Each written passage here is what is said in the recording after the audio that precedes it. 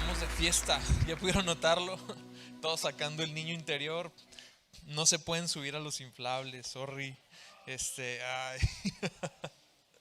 Luego haremos una fiesta de niños, pero para adultos. Y quiero pedir un favorcito. Si ahorita ves a un maestro, dile gracias, porque la verdad estoy muy contento, muy feliz por lo que hicieron, por el trabajo, todo el tiempo que se tomaron y lo están haciendo de forma excelente. Y veo a los niños cansados. En este punto eso es, wow, es un hit. Ya cuando vi a mis hijos cansados dije, no, los maestros se la están rifando. Y si tienes la oportunidad, yo sé que todos lo pensamos, ¿no? Pues ese tipo de cosas que a veces piensas, pero luego como que ya a la hora de externarlo dices, lo digo, bueno, igual él sabe.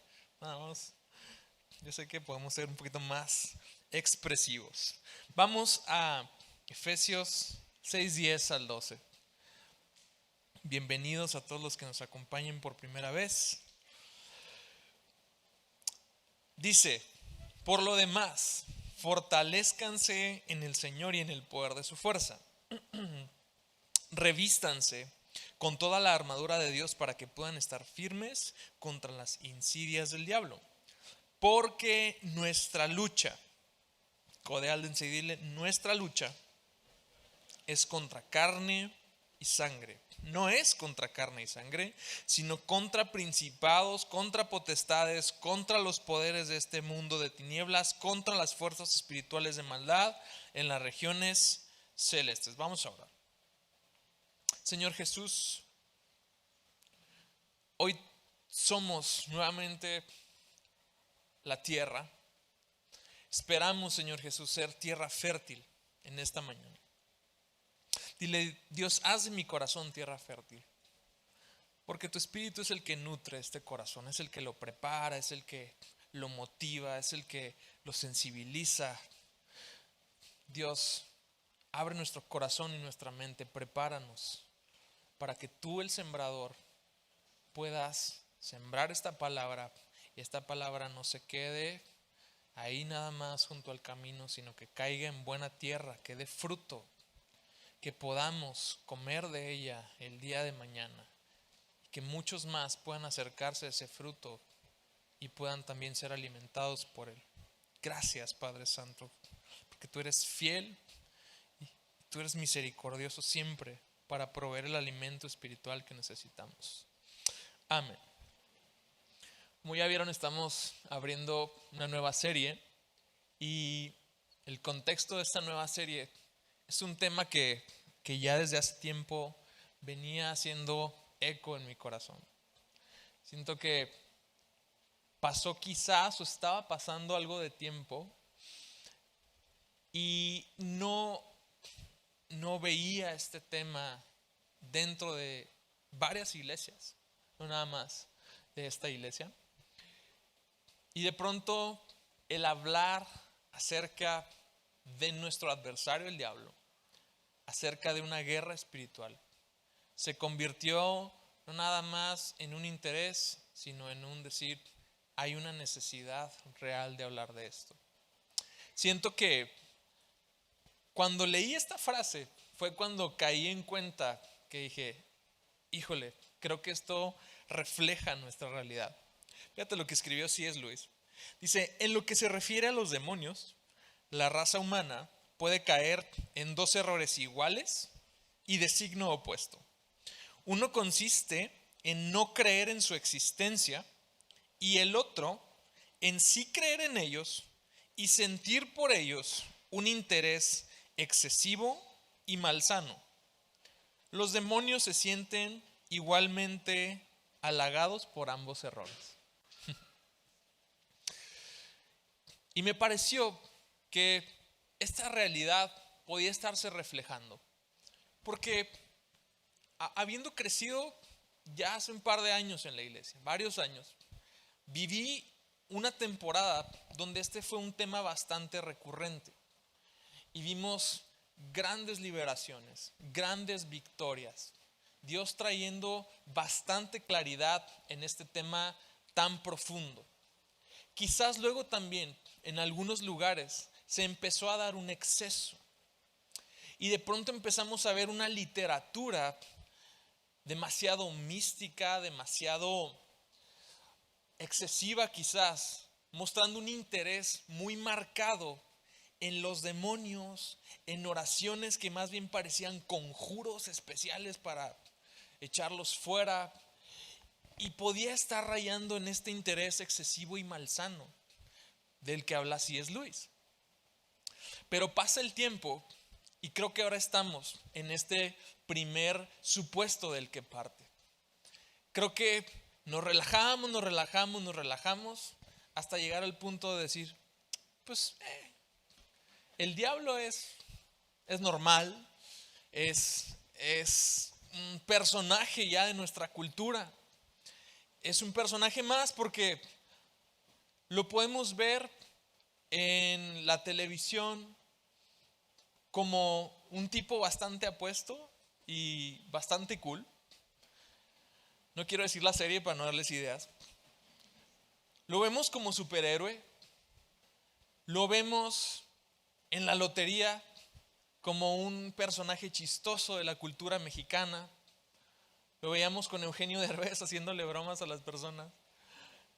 Bueno, nada más, ya cierto sector de la iglesia cierto sector de la iglesia se acaba de identificar nada más con esa referencia retro. Pues sí. Y tenemos bastantes referencias en nuestra cultura que lo normalizan. Varios equipos deportivos que tienen como nombre o como logo al diablo. Tenemos el jamón del diablo, camarones a la diabla. Tenemos el diablo está en nuestro vocabulario y en la cultura, no quizás en la forma oscura como debería ser o normalmente lo percibíamos, pero se ha normalizado. Y no me quiero poner todo escamado al respecto, sin embargo, sí quiero hacer hincapié en algo.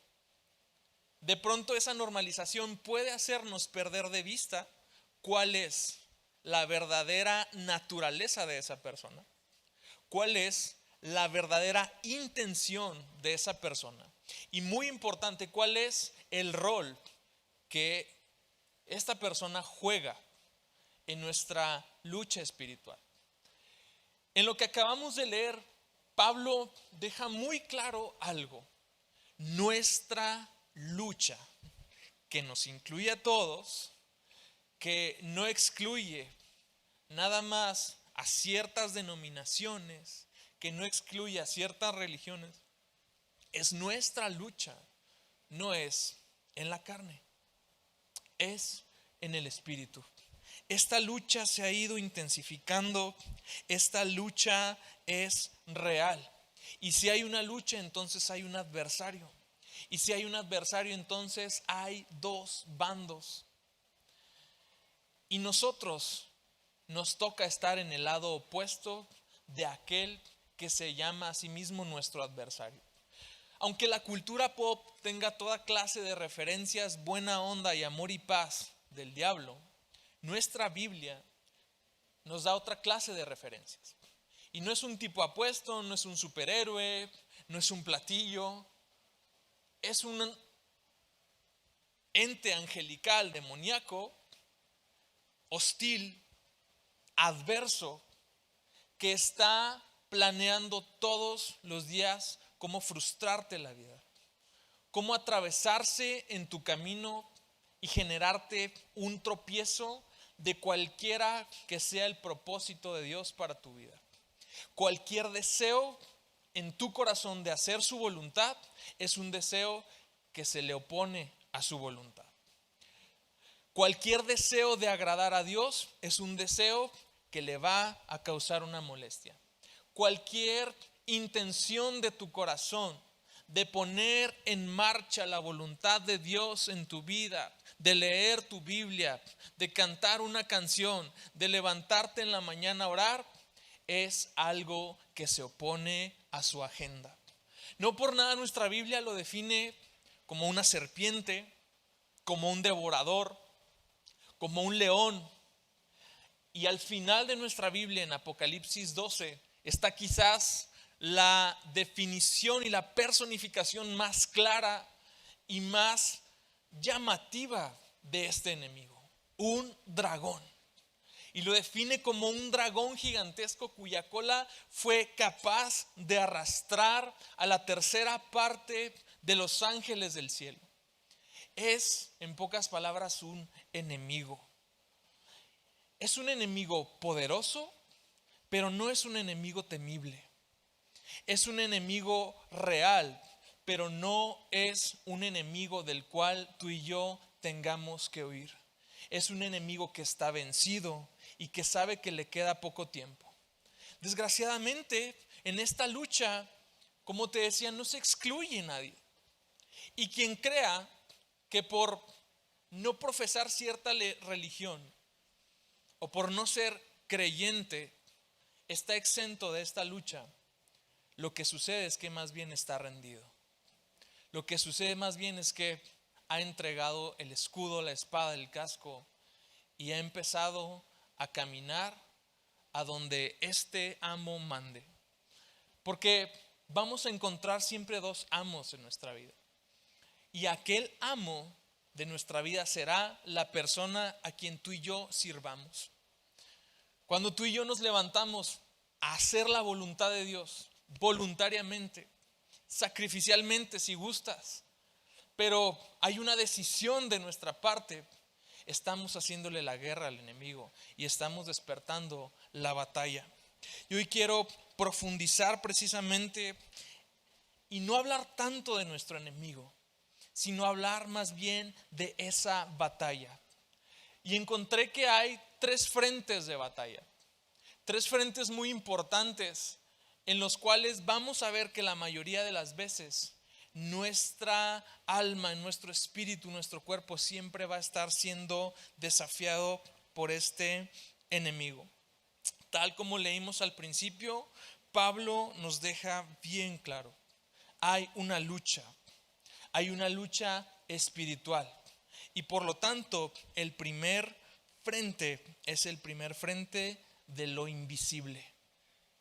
Nuestra batalla es en un primer plano invisible. Sabes, durante mucho tiempo la humanidad creyó en lo sobrenatural y encontraba la explicación a muchos fenómenos naturales en algo sobrenatural. Viene la Ilustración, finales del siglo XVIII, y algo empieza a cambiar en el hombre. Entramos a un periodo de la historia donde el hombre se vuelve más racional y empieza a encontrar la explicación a fenómenos naturales fuera de lo sobrenatural. Y en ese momento el hombre empieza a creer que si puede explicar su existencia independientemente de Dios, entonces probablemente Dios no exista. Y si entonces no hay un Dios que opera en lo espiritual, en lo sobrenatural, que opera más allá de nuestra imaginación, todo lo demás es un cuento de hadas. Y creo que este pensamiento empezó a infiltrarse mucho, cada vez más profundo en la iglesia. Cada vez un desentendimiento acerca de lo sobrenatural. Pero aquí estaba Pablo muchos siglos atrás diciéndonos, no pierdan de vista lo invisible, no pierdan de vista lo sobrenatural, porque ahí se está gestando una batalla. Y decía, nuestra lucha no es contra carne y sangre. Y nos da toda una jerarquía, todo un ejército bien organizado de las tinieblas, listo para hacer pedazos el propósito de Dios en tu vida. Y se llaman principados, potestades, poderes de este mundo de tinieblas, fuerzas espirituales de maldad en las regiones celestes. Entonces, esta lucha es espiritual porque comienza en lo espiritual. Vamos a ir a un capítulo que ya había tocado hace 15 días, pero que quiero volver a retomar ahora en este contexto, que creo que es más adecuado todavía para el que lo cité en aquella vez. Apocalipsis 12, 7 al 9 habla precisamente de cómo se empieza a gestar este conflicto. Como verás, el libro de Apocalipsis no está gestado, no está escrito de forma cronológica. Y no todo lo que dice Apocalipsis va a suceder en el futuro. Esta es una de esas escenas que yo creo que si ordenáramos la Biblia de forma cronológica, yo la pondría antes de Génesis 1:1, porque ve lo que está pasando. Entonces hubo guerra en el cielo.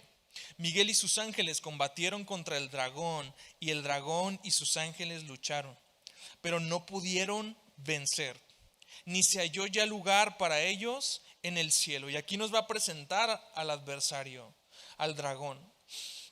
Dice, y fue arrojado el gran dragón, la serpiente antigua, que se llama Diablo y Satanás, el cual engaña al mundo entero. Fue arrojado a la tierra y sus ángeles fueron arrojados con él. Esta lucha se está dando en el cielo. Esta lucha confronta al ejército de Dios con el ejército de las tinieblas. Hay toda una revuelta en las autoridades celestiales, y esta revuelta tiene como consecuencia algo en el mundo natural. Sabes, nuestra lucha espiritual es tan importante porque sus consecuencias no se quedan nada más en el plano espiritual. Lo que sucede en el plano espiritual afecta directamente el plano natural. Y tienes aquí al apóstol Pablo, a un hombre sumamente letrado, diciéndote, hey, recuerda dónde está esta lucha, de dónde proviene. Y desde que este dragón fue arrojado al mundo, este dragón, que es un simbolismo del diablo, tiene una agenda. Y tiene una agenda muy, muy particular en contra de personas muy especiales. Versículo 17 de Apocalipsis 12. Entonces el dragón se enfureció contra la mujer y salió para hacer guerra contra el resto de la descendencia de ella, los que guardan los mandamientos y tienen el testimonio de Jesús. A veces, interpretando estos pasajes tan complejos, te podrás encontrar con alguien que diga, esta mujer es Israel, y los hijos de Israel son los judíos, por lo tanto eso no nos incluye a nosotros. Yo lo veo de forma diferente. Primera forma, nosotros podemos ser llamados un Israel espiritual. Y segundo, está hablando muy específicamente de los que guardan los mandamientos de Dios y tienen el testimonio de Jesús. En un plano puede estar hablando de Israel y toda la oposición y la persecución horrible que históricamente ha sufrido esta nación, escogida por Dios. Pero en otra forma de interpretar, eso nos está metiendo a ti y a mí en la batalla. Así que te tengo buenas noticias y malas noticias. El día que decidiste seguir a Cristo, te enlistaste a la batalla. No recibiste una Biblia y un disco de música cristiana, el botecito de café que te damos. No, recibiste la armadura de Dios para resistir esta batalla. Recibiste un adiestramiento especial en tu espíritu para hacerle frente a este dragón, para hacerle frente a este enemigo que está enfurecido porque le queda poco tiempo y porque sabe que en ese poco tiempo que él tiene aún se va a ver limitado por el avance del reino de Dios a través de su santa iglesia. El enemigo está enfurecido porque la simiente de la mujer, los hijos de esta Israel espiritual, se han multiplicado. Y ahora esta multiplicación, que créeme, podemos ver que en el mundo occidental la cosa pinta mal. Y a lo mejor el mundo occidental está dando pasos muy acelerados a un aparente declive de la civilización. Pero del otro lado del mundo, la situación está avanzando de forma diferente. Irónicamente, es la persecución lo que hace la diferencia. Irónicamente, donde hay más persecución a la iglesia, como en los tiempos de la iglesia apostólica, se multiplica y se multiplica y se multiplica. Y los hijos de esta Israel espiritual se están multiplicando, y eso tiene muy preocupado y muy enojado a nuestro adversario. Y debo serte más honesto, entre más tú oras, entre más tú ayunas, entre más te decides hacer la voluntad de Dios, entre más dices, hoy no vive el Manuel, el Juan, el Pedro, el mismo de siempre, hoy vive Cristo en mí, eso no te va a aligerar la batalla, la recrudece. Tú dices, ¿por qué desde el día que me propuse a hacer A, B, C o D me está yendo más mal? Porque no se aligera la batalla, la recrudece. ¿Por qué desde el día que me decidí bautizar hace 15 días todo me está saliendo mal? Perdón. El anunciar tu fe públicamente te puso en el radar de ese enemigo. Pero tengo buenas noticias para ti. Primera de Juan 1:18.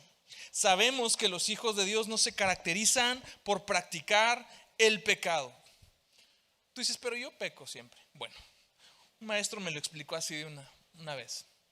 Practicar el pecado es como producirlo en serie. Alguien que lo está maquinando, alguien que lo está deseando, alguien que lo está generando ya por default.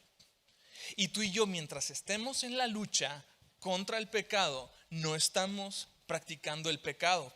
Por eso sabemos que somos hijos de Dios. Pero no es toda la buena noticia, porque el Hijo de Dios los mantiene protegidos, y el maligno no puede tocarlos. Pati dijo amén. Ok. Los mantiene protegidos y el maligno no puede tocarlos. Este dragón, no importa cuán feroz sea, no importa cuán enojado esté, no puede llegar a tocarte. Oye, pero es que el otro día me echaron tierra de panteón afuera de la casa.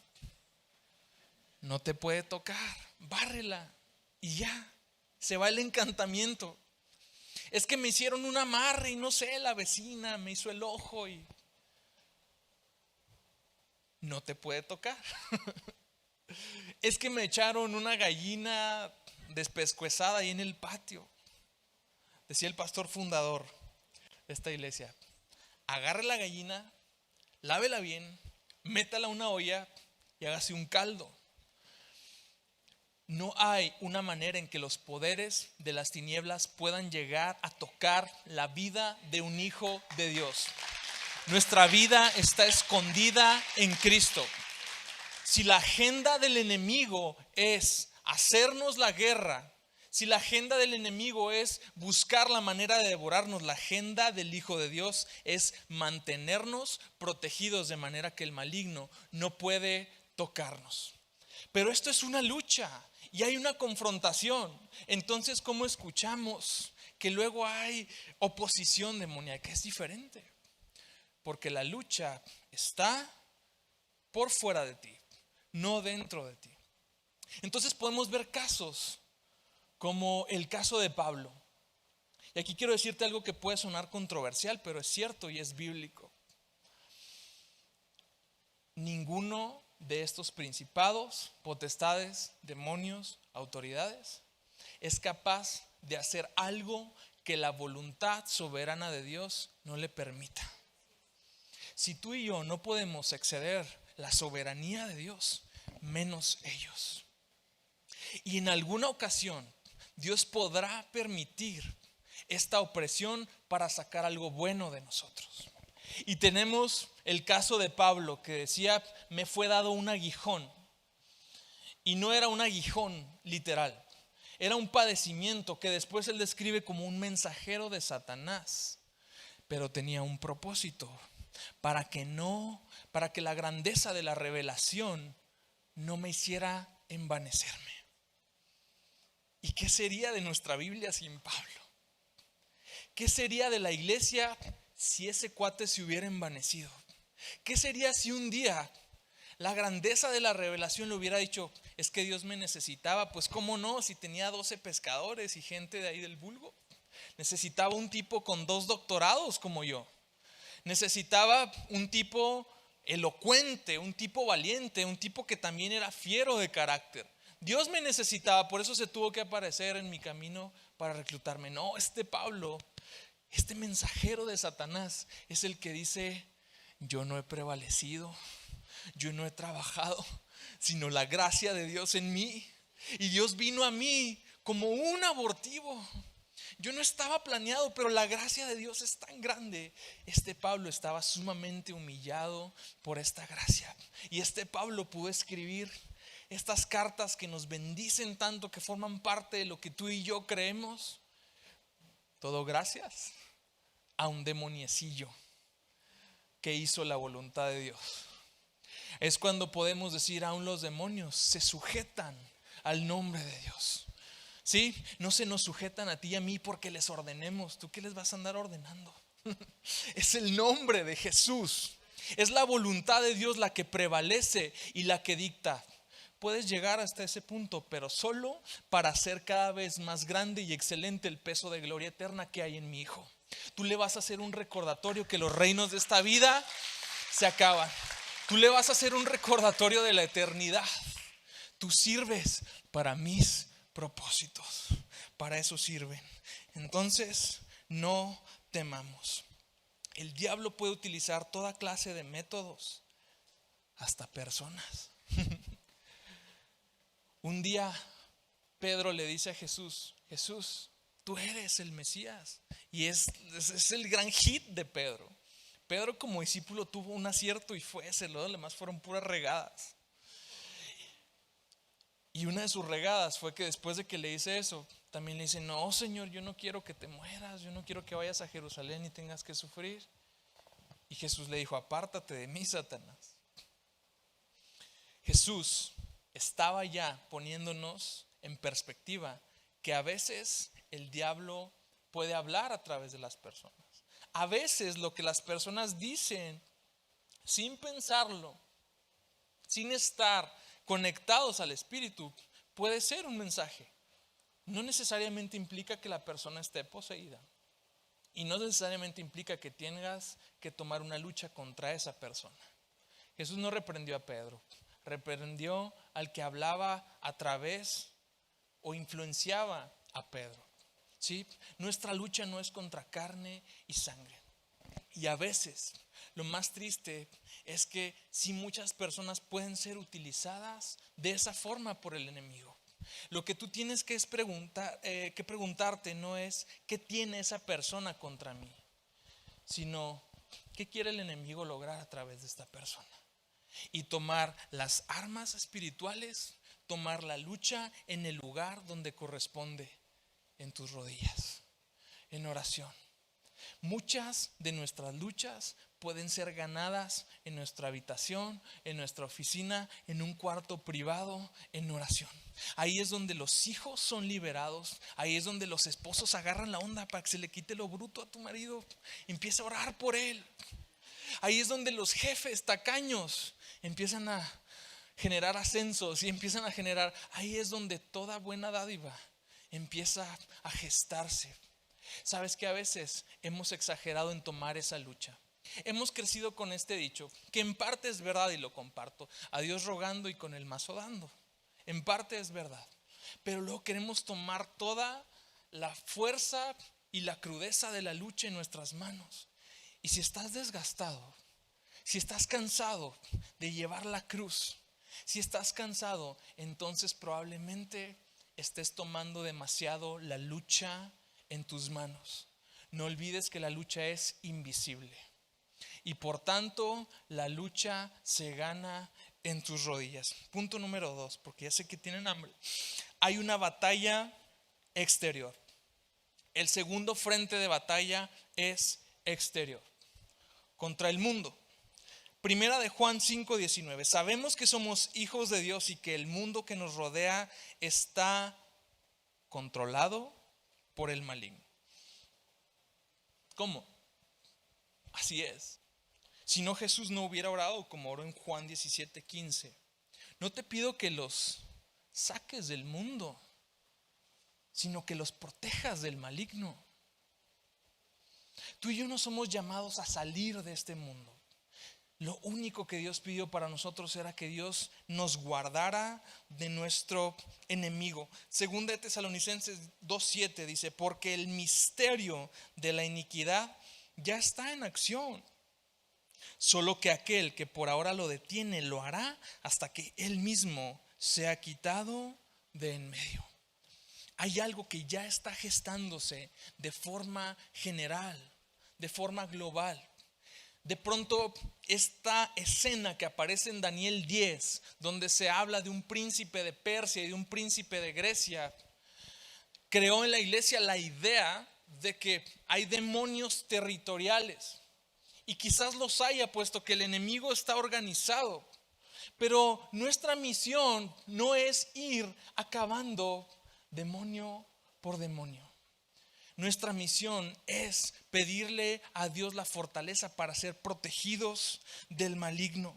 ¿Sabes? Así como este error de proporciones cósmicas de Adán puso el mundo en manos de Satanás, así un acierto de Jesús puso la batalla de vuelta en nuestras manos. Sí, a Jesús le fueron ofrecidos todos los reinos de la tierra. Pero Jesús sabía perfectamente que su Padre le había puesto a su disposición un reino eterno, inconmovible, un reino del cual tú y yo ahora somos partícipes. Jesús conocía esta promesa de su Padre en el Salmo 2. Pídeme y te daré por herencia todas las naciones de la tierra. Y ahora la iglesia vive esta promesa a través de creer en el reino de Dios. Tú y yo empezamos a decirle: yo no quiero, Satanás, este reino carnal.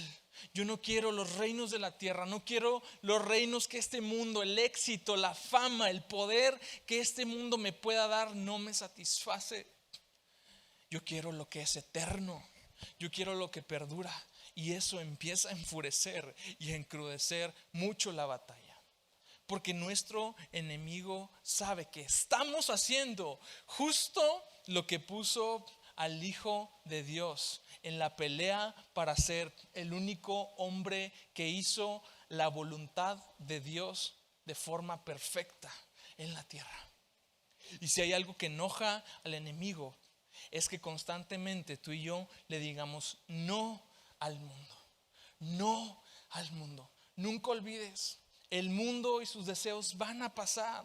Lo que ahorita es agradable, lo que ahorita es tentador, en 6 meses, en 3 horas, en un año ya no va a ser tentador. Pero sus palabras no pasarán. Sus palabras incluyen sus decretos, sus palabras incluyen sus promesas, sus palabras incluyen un reino, una morada eterna que nos fue prometida a ti y a mí por permanecer conectados a Jesús. Ese es nuestro destino. Tú y yo no tenemos que estar atando al hombre fuerte de cada ciudad. ¿Sabes?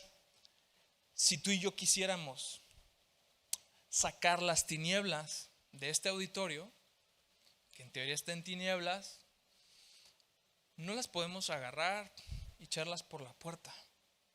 ¿Qué vamos a hacer para echar fuera las tinieblas? Vamos a encender la luz. Y la luz echa fuera las tinieblas. Y la luz nos ha sido revelada. Y la luz nos ha sido mostrada. Jesús es la luz del mundo. Esa luz de la que hablaba Juan 1:5, diciendo: la luz brilla en la oscuridad y la oscuridad jamás podrá apagarla. ¿Qué tengo que hacer para combatir las tinieblas de mi ciudad? ¿Cómo ato al hombre fuerte de mi ciudad? Quiero darte una buena noticia. Jesús ya ató a ese hombre fuerte. En Marcos 3:27 es de donde tomamos esta enseñanza. Pero Jesús dijo: nadie puede sacar la casa del hombre fuerte si primero no le ata. Pero aquel que le ata es alguien más fuerte que él. Tú y yo no somos más fuertes que este dragón. Jesús lo es. Y en Cristo tú y yo somos más que vencedores. En Cristo tú y yo realmente podemos ser fuertes. Pero Jesús ya hizo el trabajo por nosotros. Y Jesús dejó esta promesa para la iglesia. Justo después de una confesión en particular. La promesa es que las puertas del infierno no prevalecerían en contra de la iglesia. Tú y yo podemos entrar una y otra vez y saltar la casa del hombre fuerte las veces que queramos. Ese hombre ha sido atado por la autoridad de Cristo. Entonces la iglesia puede cumplir su propósito justo después de una confesión en particular. Cuando Jesús y Pedro tienen este intercambio, Jesús le había hecho a Pedro, a sus discípulos, una pregunta: ¿quién dicen los judíos que yo soy? Que eres un profeta, que eres Elías, etcétera. La pregunta importante fue a los discípulos: ¿y ustedes quién creen que es el Hijo del Hombre? Y sobre esa confesión es donde se edifica la iglesia. No es sobre Pedro. Pedro era una piedrecita. Cuando Jesús dice sobre esta roca, está hablando de la confesión, que Jesús es el Hijo del Hombre. Porque al confesar y al proclamar el nombre de Jesús, estamos dando rienda suelta a que la luz se propague y extinga y apague todas las tinieblas. Ninguna sombra de oscuridad existe cuando la luz de Cristo está brillando a lo largo y ancho de nuestro país, de nuestra ciudad. Y dice Juan, primera de Juan 5:5: ¿y quién puede ganar esta batalla contra el mundo? Únicamente los que creen que Jesús es el Hijo de Dios. La misma confesión. La misma confesión. Tú y yo nos podemos posicionar en la victoria por esta sola confesión. Y porque esta confesión empiece a hacerse, en términos de internet, viral. Que Jesús sea el Hijo de Dios es una confesión que debe hacerse escuchar. Sabes, en Hechos 19 hay un relato muy padre, donde el apóstol Pablo llega por primera vez a la ciudad de Corinto. Y es tan significativo que en el versículo 10 y en el versículo 20 diga que Pablo no dejaba de predicar la palabra de Dios. Lo más significativo es que en esa ciudad en particular, el Espíritu Santo a través de Lucas nos cuente que todos los hechiceros, que todas las personas idólatras, que todas las personas en ocultismo estaban quemando sus libros de hechicería, estaban quemando sus ídolos. ¿Qué hizo Pablo? ¿Atar al hombre fuerte de Corinto? No, predicaba la palabra de Dios. Y la Biblia es muy enfática, estaba en las sinagogas predicando, disputando la palabra de Dios. ¿Qué era lo que predicaba Pablo? El evangelio. Cristo, el Hijo de Dios, Dios mismo, se hizo carne, habitó entre nosotros, murió en la cruz para purificarnos, ha resucitado y hoy está sentado a la diestra de Dios. Y eso era suficiente para que toda la gente que estaba en esta ciudad entregaba sus libros de hechicería, sus ídolos, sus imágenes. Tanto así que quienes les vendían esas imágenes se juntaron y dijeron: este cuate nos está arruinando el negocio. No fue un conjuro, amados. No fue una oración mágica que expulsa demonios. No andes comprando esos libros. Si no me meto en un problema por andar diciendo eso. Es la predicación de la palabra de Dios. Primera de Corintios 1:21: pues ya que en la sabiduría de Dios el mundo no conoció a Dios, mediante la sabiduría agradó a Dios salvar a los creyentes. ¿Por qué? Por la locura de la predicación. Dice Pablo, los judíos demandaban señales, ellos querían milagros. Los griegos, todos los gentiles demandaban sabiduría. Ellos querían filosofía, querían elocuencia, querían buenos oradores para creer. Pues a ninguno de los dos se les dio lo que esperaban.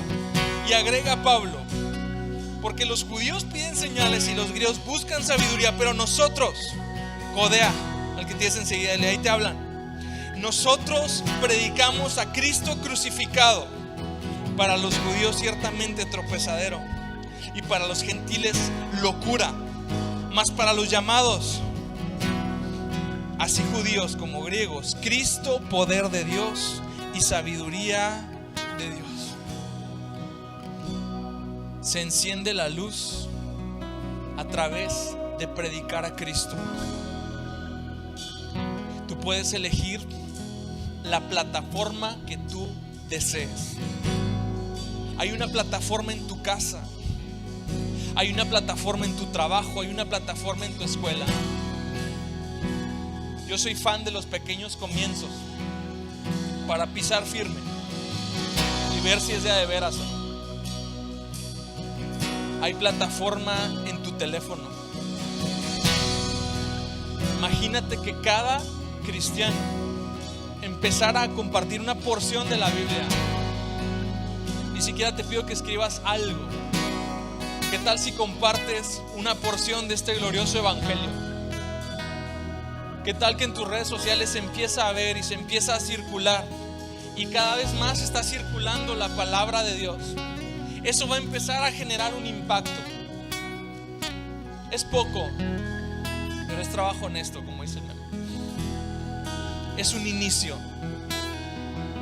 Es empezar por algo. Porque eso te va a dar la valentía y el ímpetu para que utilices luego el megáfono que Dios te quiera dar en donde quiera que estés.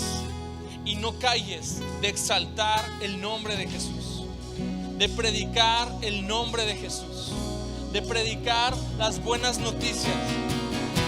Hermosos son los pies de los que anuncian la paz. Hay un tercer campo de batalla. Es la batalla interior. Pero de esa quiero hablar en el siguiente mensaje.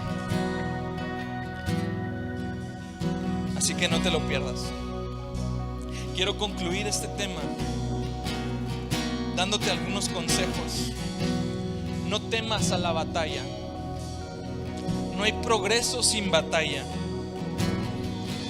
No hay manera de ganar si no se pelea por algo. Consejo número 2, no huyas de la batalla. Cuando huyes, no evades el conflicto, solamente lo agravas. Aquel que no está peleando es porque ya entregó sus armas al enemigo. Es porque ya se rindió. Aquel que está luchando con sangre, sudor y lágrimas derramadas está en el juego todavía. No se ha rendido.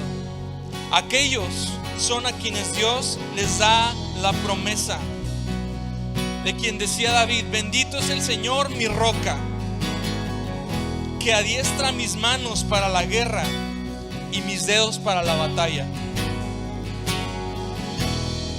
Y en otro salmo agregaba: Él adiestra mis manos para la batalla y mis brazos para tensar el arco de bronce.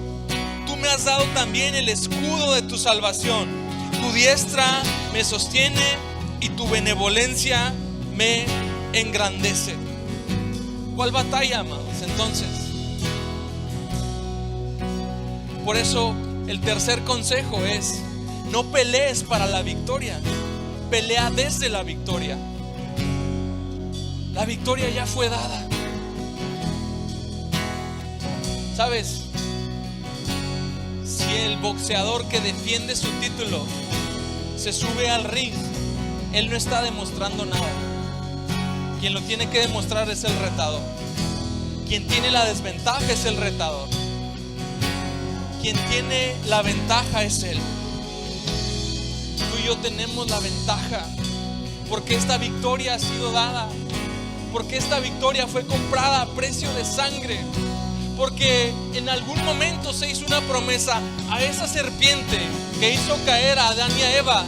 Dios le anunció su futura derrota desde el principio y le dijo: sí, tú vas a herir a la simiente de la mujer en el talón, pero Él te va a pisotear la cabeza. Y esa victoria y esa promesa siguen ahí para tomarla. Esa es nuestra plataforma. De ahí partimos para pelear. No partimos de la derrota, partimos de lo que ya nos ha sido dado, para que digamos como Pablo: en todas estas cosas. ¿En qué cosas? En hambre, en tribulación, en enfermedad, en toda clase de conflictos, somos más que vencedores por medio de aquel que nos amó. La batalla es aquí y ahora. La batalla sucede hoy en el presente. Pero te tengo noticias, es temporal, porque la victoria, aunque es futura, es eterna. ¿Por qué no te pones de pie? Yo no sé si te habías cansado de luchar. A lo mejor te vienes enterando de que hay una lucha. A lo mejor es incómodo escucharlo, pero es real. Es lo que está pasando hoy en lo invisible. Está pasando hoy en el mundo real. Señor Jesús, hoy te pedimos que adiestres nuestras manos para la batalla. Señor Jesús, ayúdanos a pelear la buena batalla, a retener la fe, a mantenernos firmes en nuestras convicciones, firmes en el llamamiento santo que nos has dado. Dios, yo te pido que hagas de cada persona aquí presente un guerrero,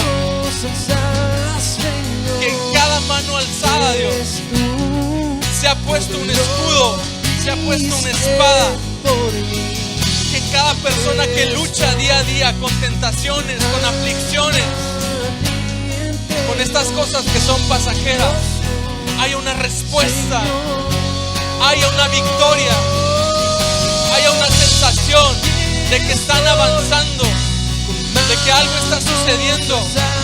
No, Dios, no nos queremos retirar con la cabeza agachada a sufrir otra vez.